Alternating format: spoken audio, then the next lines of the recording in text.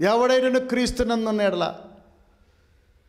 క్రీస్తునందుంటే ఏ శిక్షావిధి లేదు. 8:1 యేసు క్రీస్తునందున్న ఎడల వారికి ఏ శిక్షావిధి లేదు. అవును సహోదరుడా, సహోదరి, వాక్యం వినుచున్నటువంటి సహోదరుడా, గుణమెరగకుండా నీ జీవితాన్ని పాడు చేసుకుంటున్నావేమో, గుణమెరగకుండా స్నేహాలు చేస్తున్నావేమో, గుణమెరగకుండా లోకానుసారంగా తిరుగుతూ ఉన్నావేమో, ఎవరితో పడితే వారితో నీవు స్నేహం చేస్తున్నావేమో. ప్రమాదం అయిపోద్ది,